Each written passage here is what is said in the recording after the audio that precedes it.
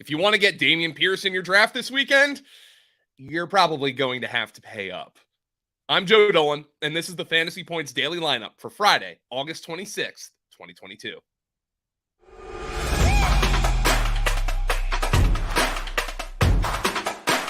It's time for the FantasyPoints.com Daily Lineup. Staying on top of the latest news and updates around the NFL. Rise and shine, folks. We're taking the field. Here's your host, FantasyPoints.com's Joe Dolan.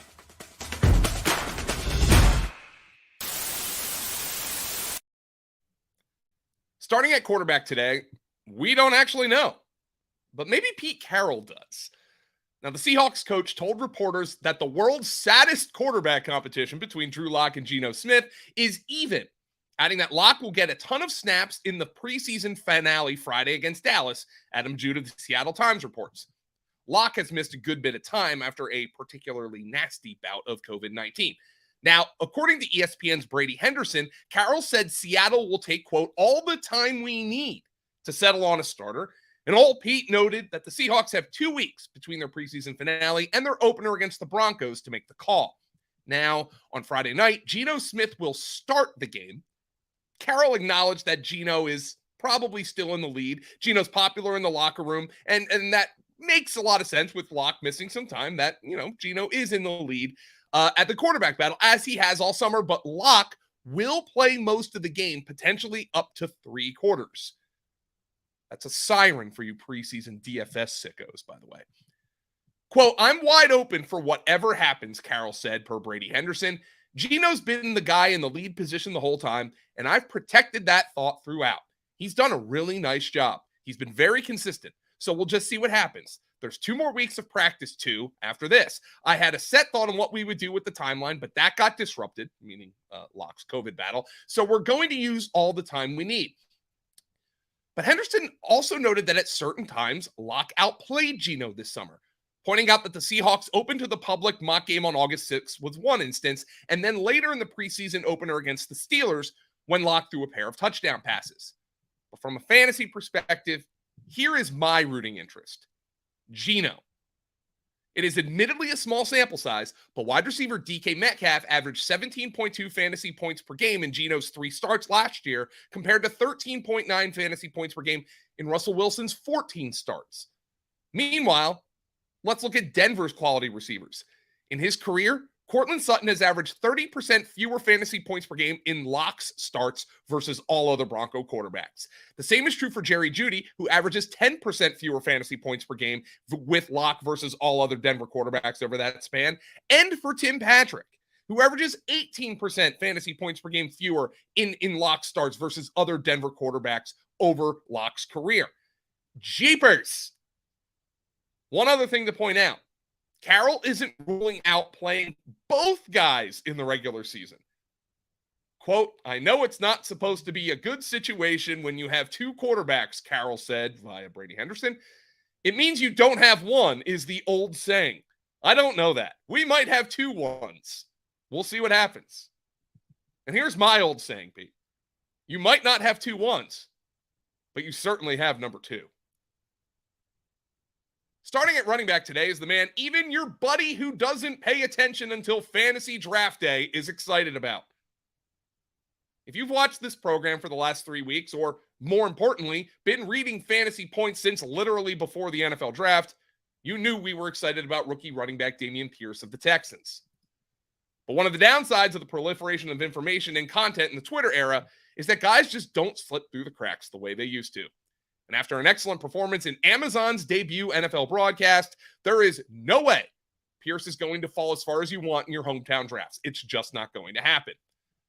The rookie started the Texans preseason finale with their first-team offense, tallying 6 carries for 37 yards and a touchdown on his only drive of action last night. He didn't go down on first contact and also made multiple defenders miss against the 49ers. It felt like a mic drop from Pierce, and he's almost certain to be the guy who goes rounds earlier than his ADP in your drafts this weekend and next. And it's up to you whether or not it's worth it to go get him.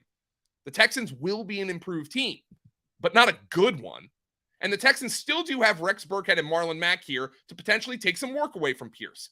And especially Burkhead can play on the money down, third down. But every piece of information we've gotten on Pierce this offseason has been positive. That started with training camp observations, with multiple beat writers noting Pierce has been the Texans' best back all summer and has also been doing great work in the passing game, which we obviously like to see from a fantasy perspective. And Coach Lovie Smith has also given us plenty of indication he views Pierce as his guy. Pierce didn't even play in the second preseason game, getting legit starter treatment. Pierce's quick ascension to starter status almost never happens with fourth-round rookies. They protected their guy and didn't even play him in the second preseason game, then used him on just one drive in the third when the rest of the starters played beyond that. Pierce was a yards created standout per our Graham Barfield and has apparently already done enough to earn the coach's trust. He's their locked-in week one starter, and his ADP will absolutely explode. If you want him this weekend, you'll have to pay. At our other running back spot, we have a kickoff returner. Now, very few top running backs in the NFL actually return kicks, but it looks like the Commanders are going to do so with theirs. Antonio Gibson looks like he's going to be Washington's first option on kickoff returns, Coach Ron Rivera told Sam Fortier of the Washington Post. When asked if Gibson would be his top kickoff returner, Rivera said, quote, "You still need to see some more stuff, but, I think he is. I do. I think he's done a nice job." Per Fortier, Gibson has gotten, quote, "more and more comfortable in the role," Rivera said. "When you watch it on tape, you see him circling the ball, getting under it, making a good catch."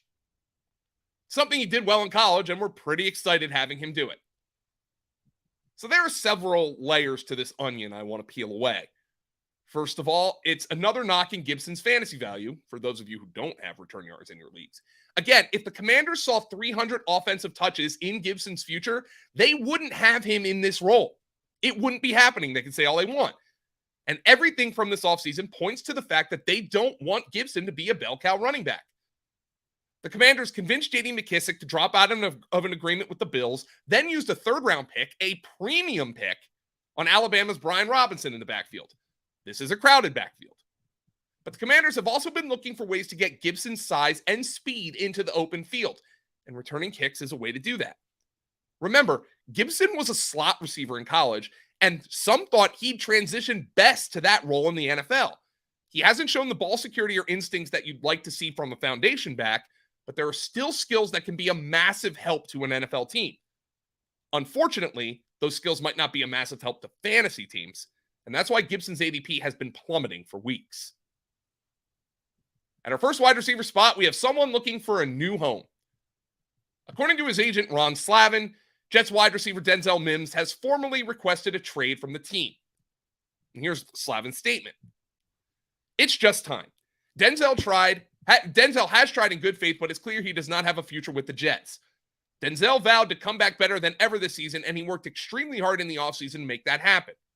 Still, he has been given no opportunities to work with the starting offense to get into a groove with them. We feel at this point a trade is our only option, since the Jets have repeatedly told us they will not release him. Joe Douglas has always done right by Denzel, and we trust that he will do everything in his power to find him another team where Denzel can be a contributor." In 20 career games, Mims has just 31 catches on 67 targets, never living up to his second-round draft status. And this is a player a lot of folks liked, including our Greg Cosell. Here's what Greg wrote before the 2020 NFL draft. "There's a lot to like about Mims as you transition him to the NFL. His size, length, hands, body control extension profile is impressive. And no receiver in this class, meaning the 2020 draft class, made more tough catches. Mims is not track speed fast, but he was stride length fast to get vertical and had an understanding of how to stack corners. Mims is a very smooth and fluid athlete with outstanding catching ability both on the sideline and in the middle of the field." Now, for whatever reason, it's just never clicked for Mims at the NFL level. The chances are he's just another Dorial Green Beckham. Remember him? But wide receiver needy teams, I'm looking at you, Bears, looking at you, might be willing to cough up a day 3 pick to see if that's actually true. I'd take the shot on him. At our other wide receiver spot, we have a rookie expected to contribute in a big way, presuming he can actually get on the field. The Falcons' Drake London, a top 10 draft pick who was the first wide receiver off the board in April, hasn't practiced in 2 full weeks after suffering a knee injury in his preseason debut on August 12th.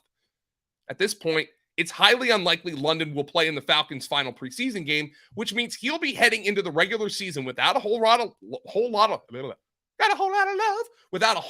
live reps. Now, shortly after the injury, Coach Arthur Smith told reporters that it wasn't something the Falcons are, quote, concerned about long-term. And to be fair, a few weeks probably doesn't qualify as a long-term thing. And we're still in a short-term window. But as we sit here today, we're 16 days away from the Falcons' regular season opener. So there's plenty of time for the rookie to get back out there. But in fantasy drafts this weekend, you're paying for someone you expect to be in the wide receiver 3 mix immediately. And each missed practice cuts into his early season projection just a little bit. In our flex spot, we have someone who definitely is not dropping babies this training camp. Indeed, the Patriots' Nelson Agholor is making waves in camp in the preseason. Per The Athletic's Chad Graff, Agholor, quote, after a disappointing inaugural season in New England, is putting together a much better preseason, potentially opening the door for a bounce-back season. He has been the Patriots' best wide receiver in most practices and has shown an improved connection with Jones, Mac Jones meaning, highlighted by their 45-yard hookup in the first quarter of the Patriots' second preseason game. Jones lobbed a perfect deep ball right into the arms of Agholor, who gained a bit of separation on a vertical route. Now, surging second-round pick Tyquan Thornton suffered a collarbone injury in New England's second preseason game, which is likely to keep him out around 8 weeks. Thornton was going to have a tough time seeing consistent playing time in New England's crowded receiving corps, especially early in the season, but he's now likely to start the season on injured reserve, which will keep him out for at least the first 4 weeks. So that's one guy down. Meanwhile, we've heard that Devontae Parker has been exactly what Bill Belichick had hoped for as a boundary X receiver, while Jacoby Myers continues to be his steady self out of the slot during training camp. And the one receiver trending in the wrong direction is Kendrick Bourne, one of Agholor's top competitions for snaps at Z. Bourne was kicked out of a joint practice with the Panthers last week, which is likely why he was held out of the Patriots' second preseason game. Now, in true Bill Belichick fashion, New England's offense is a fantasy landmine with competition for snaps and opportunities at running back, wide receiver, and tight end. But I've been drafting Agholor with my last pick in my most recent best ball drafts, and he's someone to keep an eye on the waiver wire early in 2022 redraft leagues. I'm Joe Dolan, and this has been the Fantasy Points Daily Lineup.